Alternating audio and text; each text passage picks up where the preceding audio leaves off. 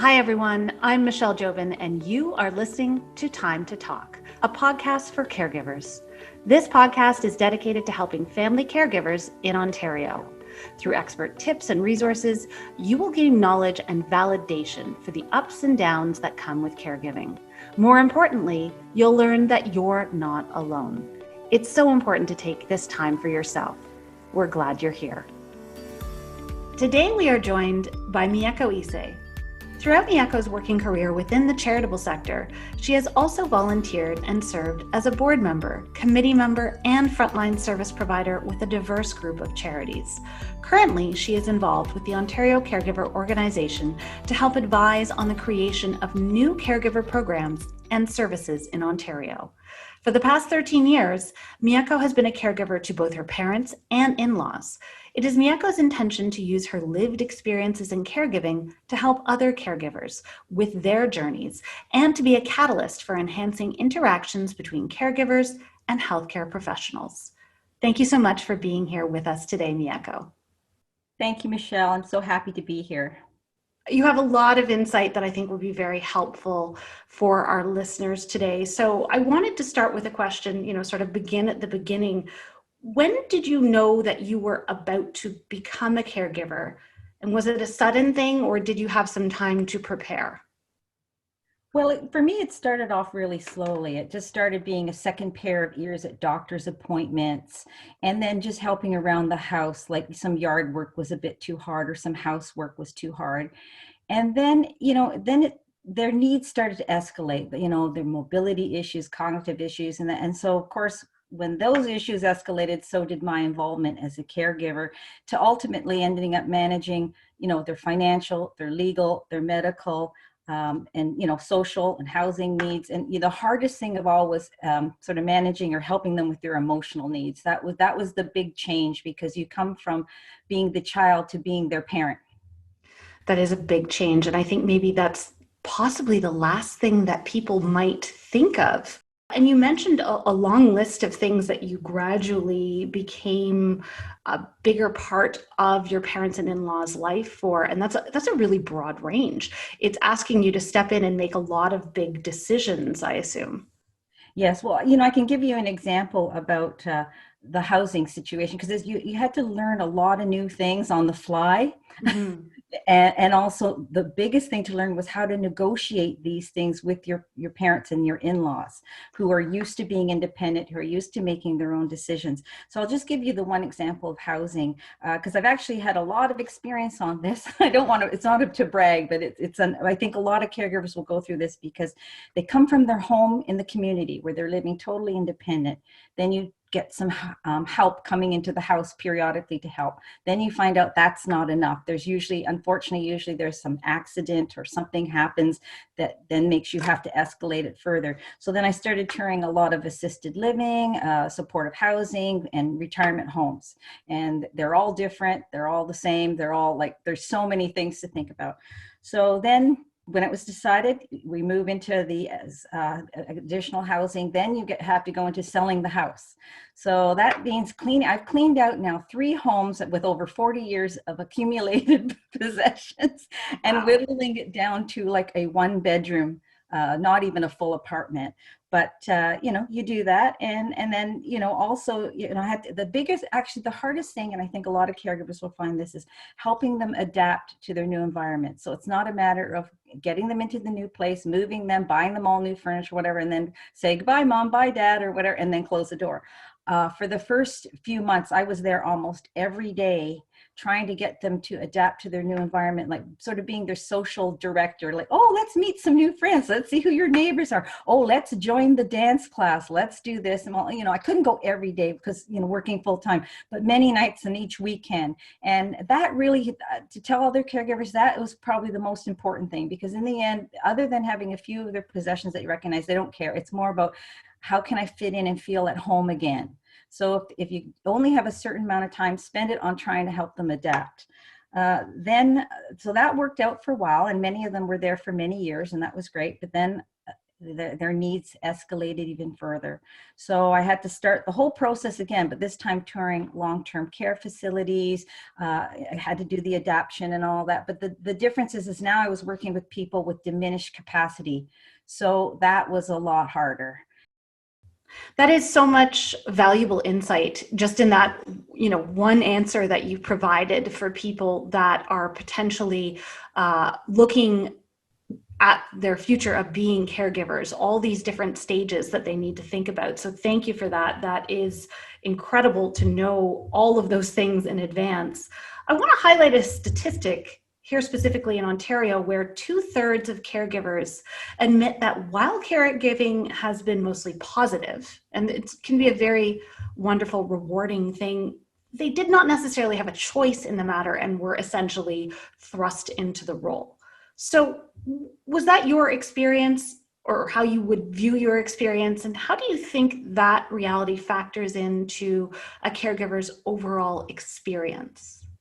Well, in my case, back when I started 13 years ago, there was very little information on what to expect as a caregiver, and there was not a lot of support on obtaining, practical how to do this, how to do that.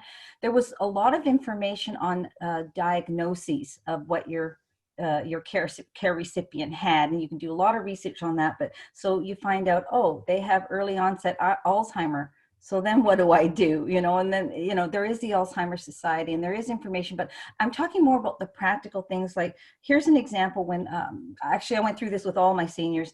They needed a walker, but nobody wanted a walker. I don't need a walker. So then they all had to have multiple falls beforehand. But the funniest one, or the funniest one, is when one of them said, well, when I went through the whole thing, the rationale, why you needed a walker, you've been in the hospital now, let's get you some mobility, it'll give you independence. And they just finally said, no, I don't want a walker because that'll make me look old.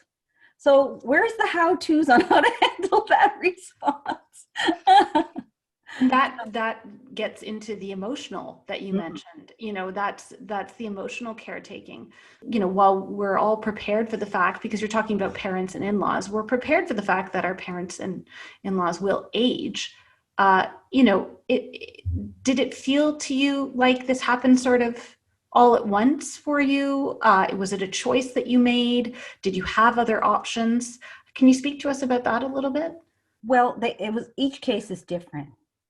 There was one that is a sudden onset, severe medical condition, and so you have to hit the ground running. Mm-hmm. Others are a slower burn.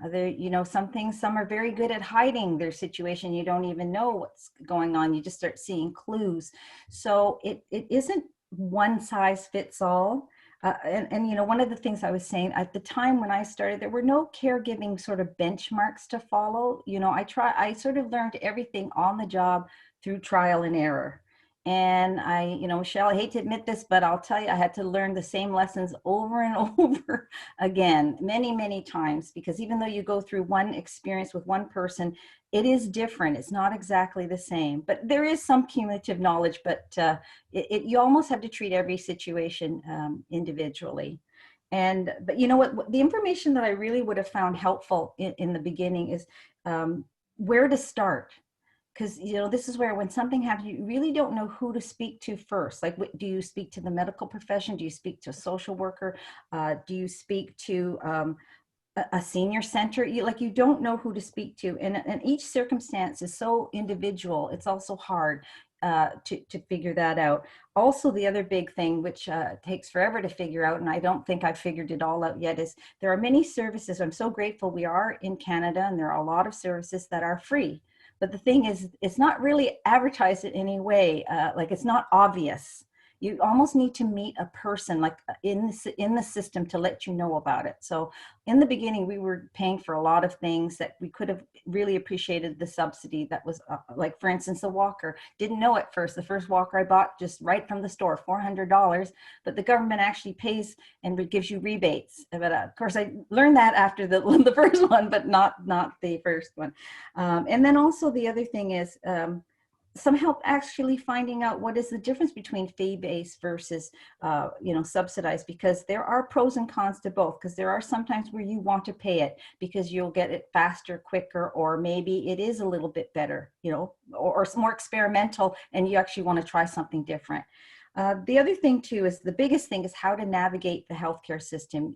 There should be a course, but since I think the healthcare system is evolving as we speak, it is hard, but it is really hard to find how to navigate it. So I would love to advocate a one-stop sort of situation. Like that's why I love about Ontario Caregivers Organization. They give you a helpline so you can call. Now, mind you, they're not going to have all the answers right off because the healthcare system is multi-tiered, but at least it'll help you eliminate many of the false starts you'll have that I had many of them.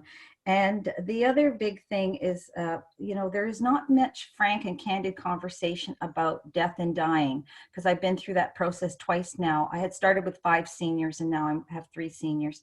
And it really would be great if the healthcare system provided counseling so that you can find out what is your role as a caregiver and how to manage death and dying.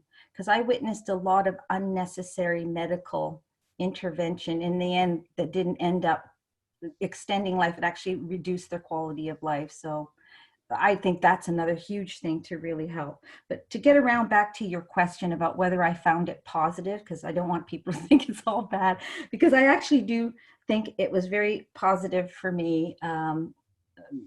But probably not in the way most people think, because, like, who wants to change adult diapers? Who wants to do that? Like, yeah, that's not the positive part. But the positive part, I really found that with all of them, my relationship had deepened with them. We had a greater understanding. There were opportunities that we healed a lot of old resentments and wounds. And I have great parents and in-laws. But you'd be surprised how many little things that come up, and you're able to forgive one another and just grow. And because at the end you're there for one another, and that is priceless. And then the other great gifts that will serve you a lifetime that I got is that you really develop the skills of patience, tolerance, gratitude, because I can't tell you how grateful I was when we would get the healthcare professionals that would come in and change the wound dressing, because I didn't know what I was doing. And so there's a lot of gratitude and resilience. Oh my God, resilience and endurance. When you're doing the all-nighters at the hospital, that has been a great help. But those are all great skills to have in everything. I find the rest of my life is very easy now that I've had this practice. That's why I think it's so valuable to get your insight on these things, because you're really just painting the picture of just where we can sort of go to start this process, and also the beauty that is in some of it. I know a lot of it is challenging, but I do appreciate your insight on the positive side of things. And that's really why we're doing this podcast as well, and why we're speaking to people like yourself, because if someone doesn't know where to start, now we can start to give people some resources on where we can go with these things. I think there may be a misconception that caregiving is mainly physical support, and you've touched on a lot of the different ways that you helped the seniors in your life. But for many, it can be more about just helping with these everyday little things like transportation, appointment scheduling, grocery shopping. And people have a lot of personal preferences when it comes to these things. Do you have any practical tips on how to find balance in your day while providing support for these kind of things? Well, I think the balance, anybody who's a time manager and all that, you can use all those wonderful books that have already been written, all that. For me as a caregiver, I think what more important is the balance between 2 caregiving needs. That's what I found the most challenging. Like, I always found a way to manage to get extra grocery time in, or this or that, or if I didn't, there was always a quicker fix. But the harder one was balancing between two caregiving needs. So example would be safety versus quality of life. So what I mean by that is, well, when I started, I thought my care recipients and I had exactly this, we were exactly on the same page. They would both want to be safe and they would both want to be healthy. But it turned out that we had very different views on what we consider comfort level, like our individual comfort level versus risk. So many of the seniors think, no, I don't want these restrictions or changes. I'm totally safe. I don't have a problem. I'm not worried about it. And then here I am worrying, oh no, what if they have another fall and this and that? So there was a lot of sort of thinking of how to balancing that as well.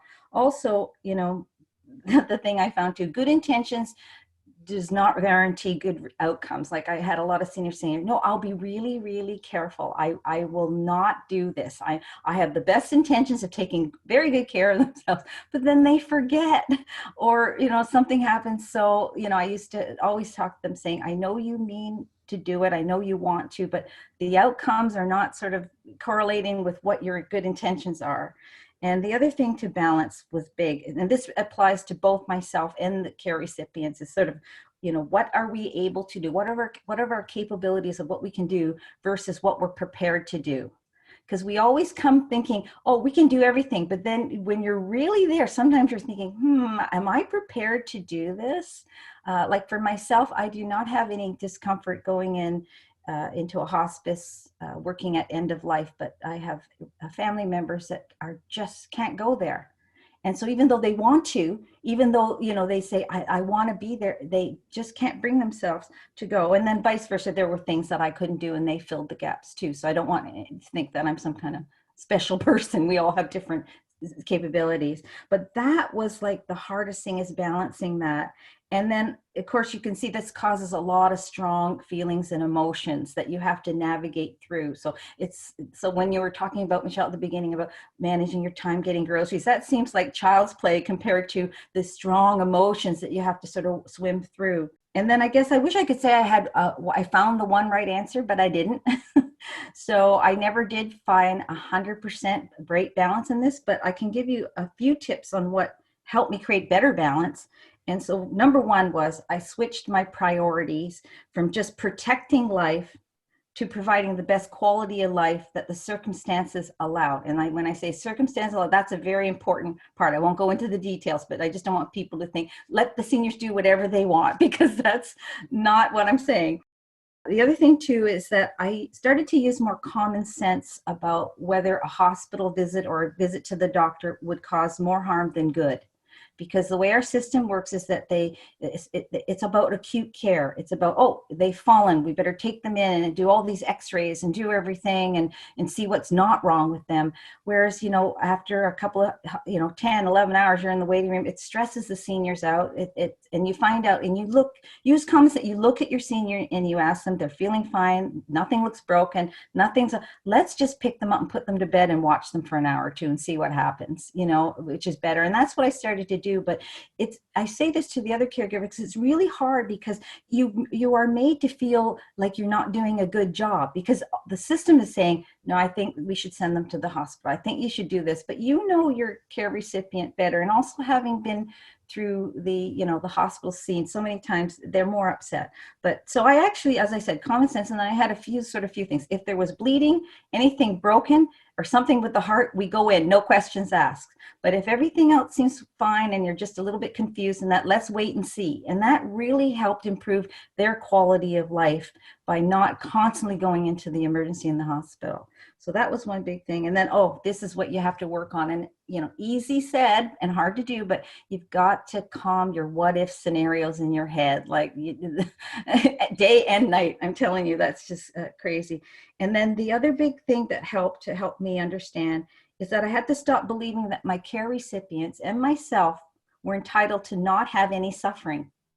Like, why should I think, why us? Because you can so easily go, oh, why her? Why me? And this and that. But, you have to realize, no, this is just part of the continuum of life. This is part of the caregiving journey. And it's funny, you still go through it. It still hurts. You still go through the emotions. But when you lose your sense of entitlement, it seems so much easier to get through. At least that's what I have found.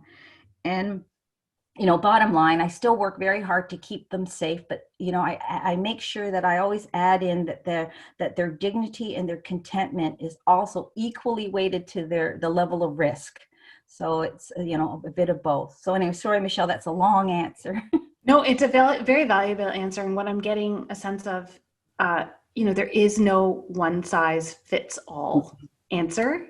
It's a case by case basis for the person, for the caregiver, for the care recipient, and also for each individual stage and situation that you as a unit go through. So that I think that's, and the idea about the avoidance of suffering. Suffering is part of the human condition, but the want to avoid suffering is also part of the human condition. So it's it's a challenge. It's a catch-22. I absolutely understand where you're coming from there. And it's a very, very, very important note, I think, for us all to understand that this is something that we go through. The Ontario Caregiver Organization has created a series of free webinars to help caregivers in their role. From financial planning for caregivers to mental health, these webinars provide support and resources to caregivers across the province on a wide range of topics. Our goal is to help ease the everyday stresses and challenges of being a caregiver. You're not alone. We're here for you. Register for an upcoming webinar today at ontariocaregiver.ca. Mieko, what did caregiving teach you about yourself? And I know you mentioned that there were 5 different individuals that were your care recipients, but the people that you currently care and or cared for. Well, what I've learned a lot, I learned that I guess the number one thing is self-empathy isn't selfish or isn't a weakness. It also isn't self-care, like a girls' weekend or, massage. And there's nothing wrong with self-care. Everybody out there, caregivers, please continue your self-care routines. But it's not self-empathy. What self-empathy is, it's about, nurturing and honoring yourself however you show up, even during the bad times and the good times. So you're not going to be perfect. Your things are going to go wrong, but you still have to value yourself and your contribution. That's what self-empathy is. Other very helpful things I learned was don't take anything personally. Like, even though it may sound sometimes like an attack or criticism, especially when Alzheimer's starts kicking in, it's usually their fear, it's their discomfort that's coming out and sort of being projected onto you. So do your best not to take anything personally. Oh, another big one, stop expecting others to be different or even harder, better than they are. People are people, and they're going to be who they are. And your only your choice is to how you want to respond to them. You can't expect them to be different.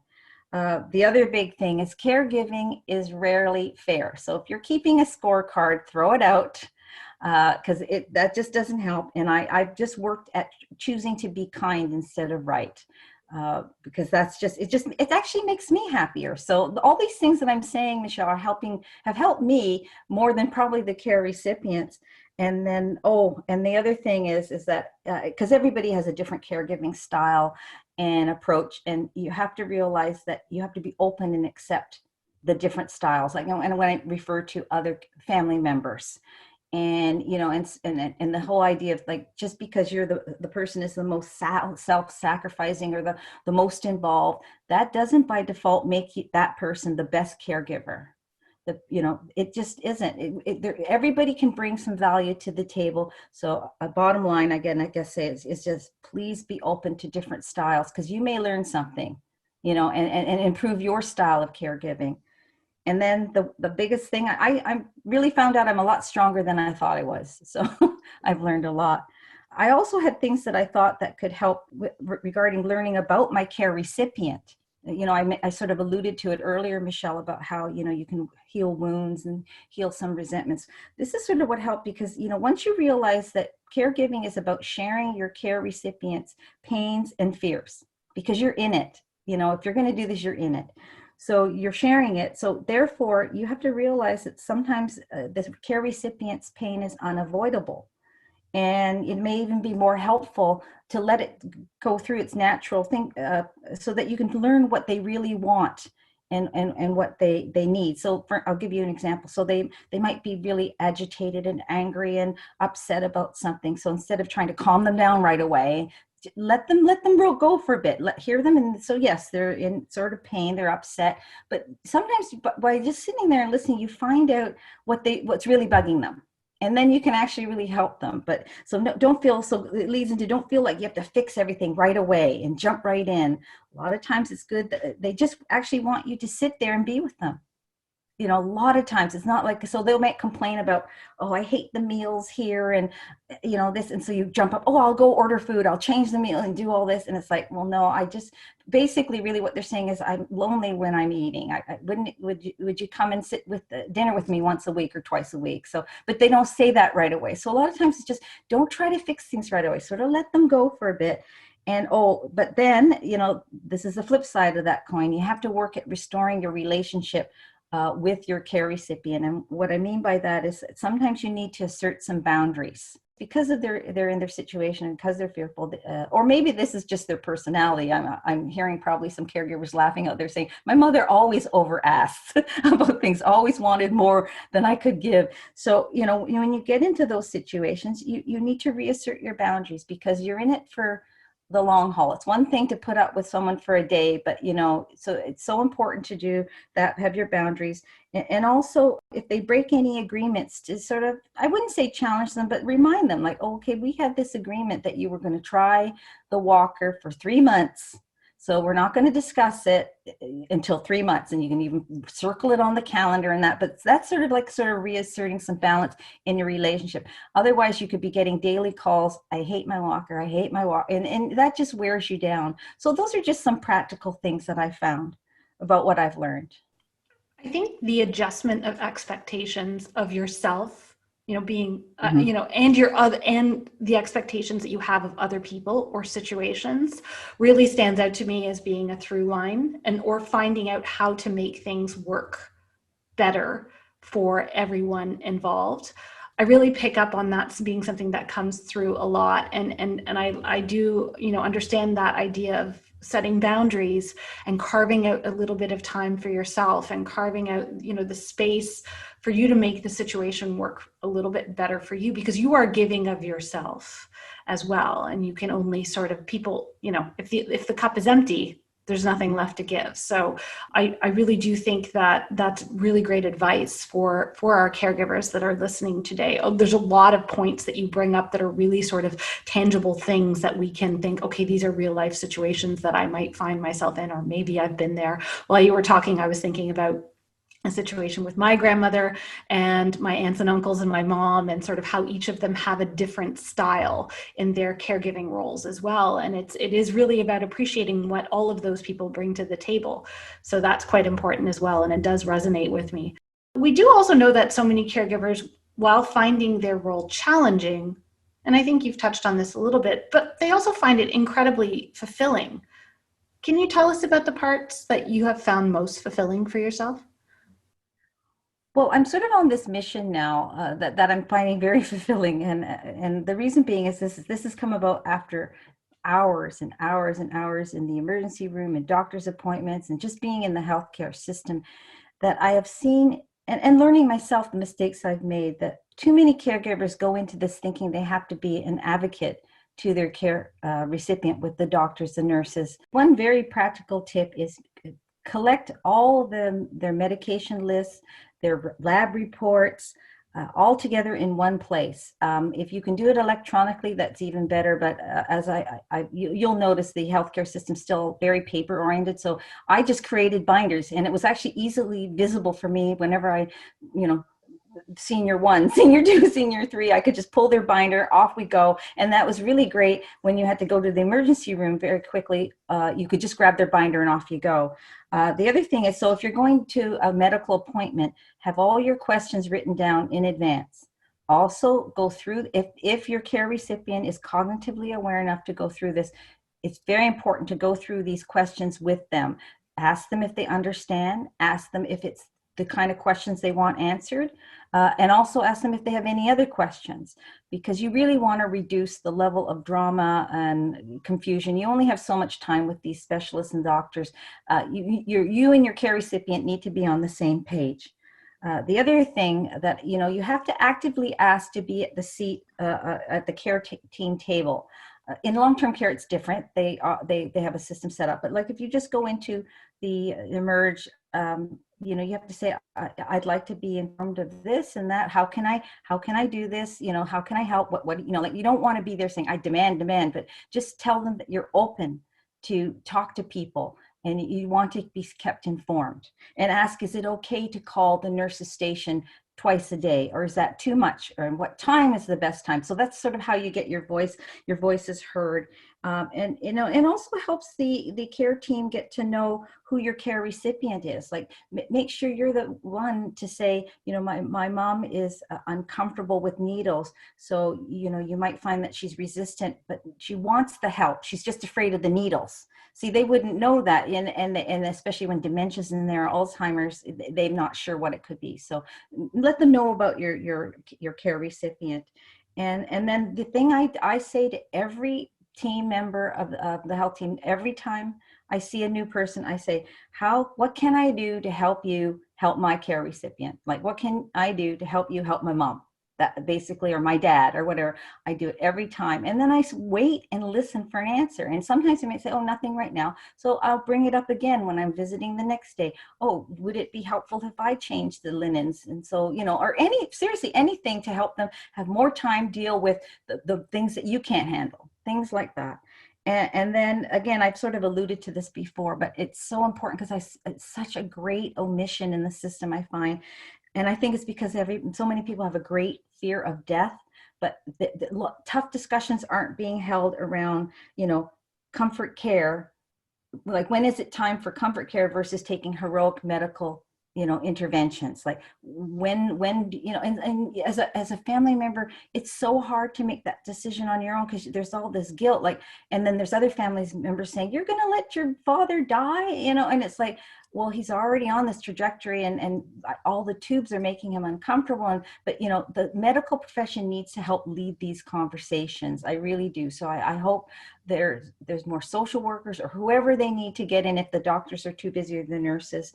And then there's, death and dying, that whole situation. But even simpler things, there's a lot of times when this happened with two of my seniors, when it was no longer safe to go home. Like, they could not go home and live independently.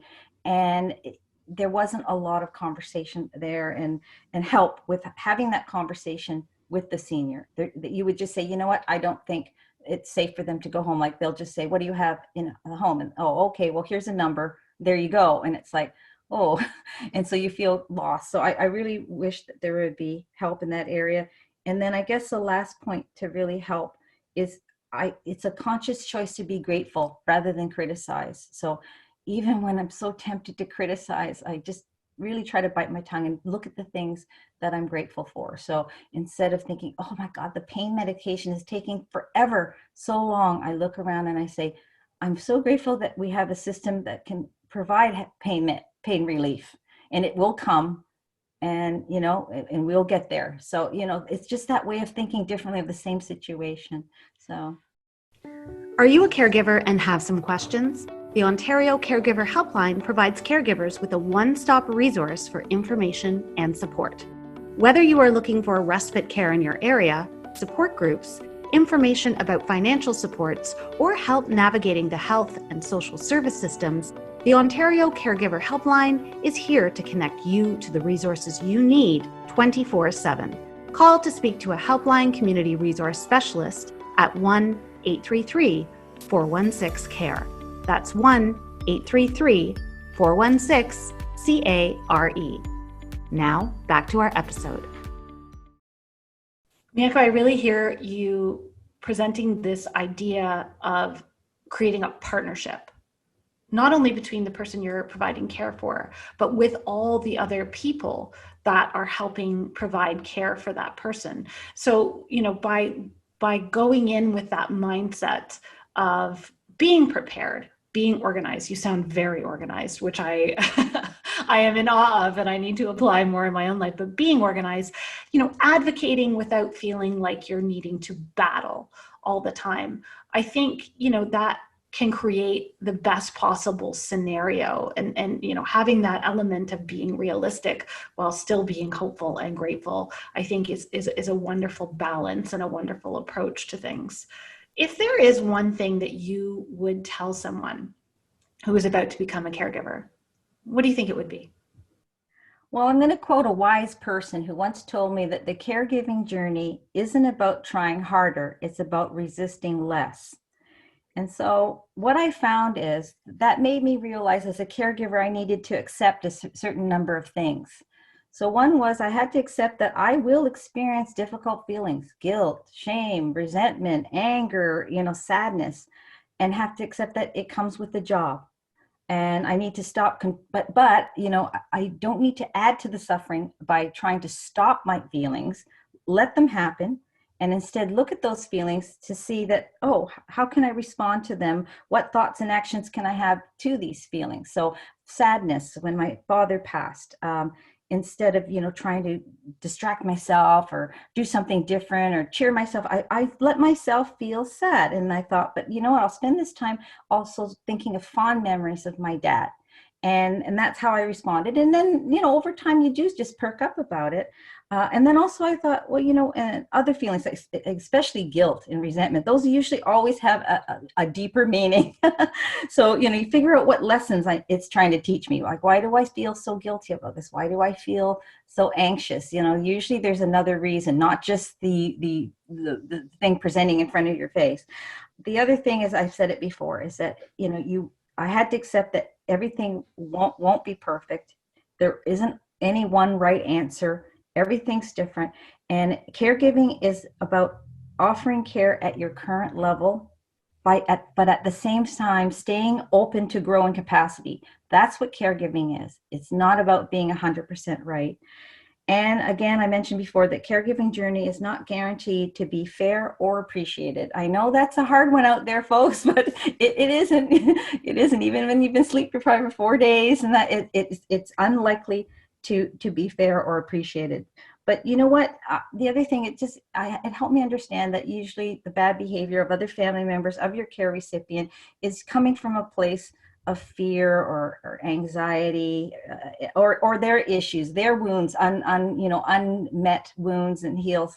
And so, you don't have to take it into yourself. It's not meant to hurt you. You can just let them go. And then again, I mentioned this before about self-empathy. It's really okay. Actually, it's essential to take care of yourself too. Yeah, that's a big one. It really is a big one because it's a marathon, Mm-hmm. right? It is absolutely a marathon, not a sprint. I think, Mieko, that the experiences that you have shared with our caregivers today in this episode are incredibly valuable.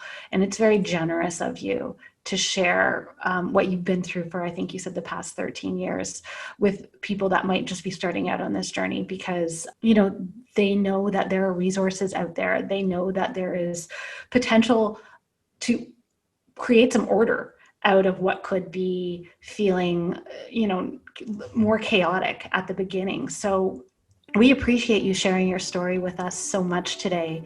Thank you so much for being here and chatting with us.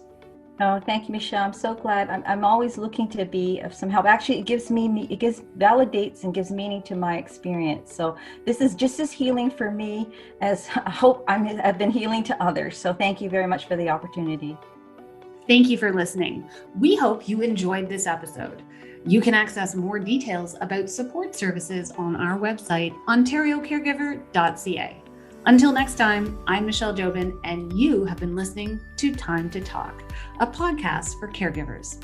We hope you have a wonderful day.